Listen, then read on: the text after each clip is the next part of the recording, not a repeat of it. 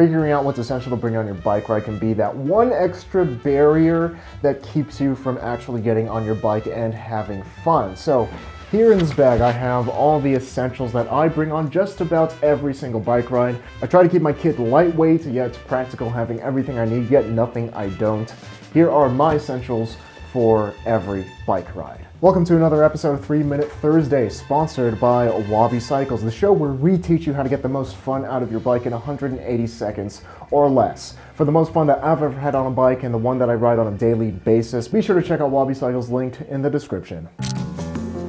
Obviously, you're going to need a bag or frame bags or pockets or a basket to hold everything. If you're wondering about what bag I use, it's a Chrome Cadet linked in the description.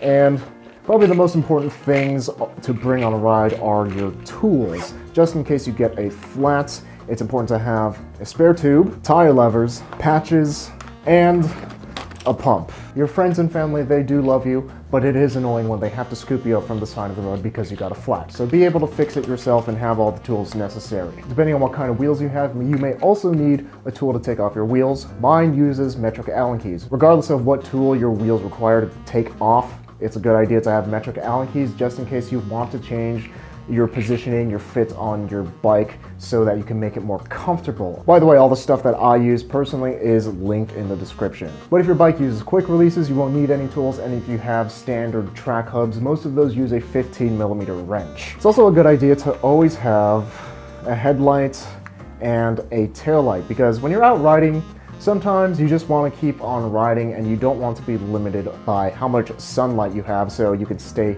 safe out on the road with a headlight and a tail light. Bring your phone. I don't think anyone these days leaves their house without a phone or their wallet. These things are both indispensable out on a ride. Of course, bring some water. I keep my water in my bag. You may find that bottle cages are better, or just slipping it into your rear jersey pocket is better. But even in winter, biking is a sweaty activity, and I find myself drinking at least one bottle of water in winter every 40 miles or so, and in summer about every 20 miles or so, and I just fill this thing up along the way. And even if you don't think you'll need it, again, if you're going to be more than, say, 10 miles from home, it's a good idea to have some snacks with you.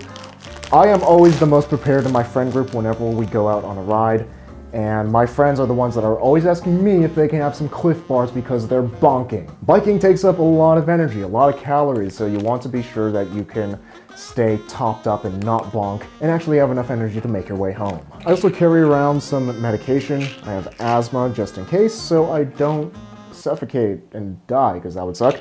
And I also always carry around some Ibuprofen. I get headaches sometimes, and some basic painkillers can go a long way when you're far away from home. 2 locks so that you can run in and buy something from a grocery store or a convenience store, or go into a restaurant and not have to worry about your bike getting stolen under your nose. And then there's the clothing for the day. Dress for whatever the temperature is, plus about 10 to 15 degrees, because when you're on the bike, your body's going to be generating a lot of heat, and if you're overdressed, you're going to be really sweaty.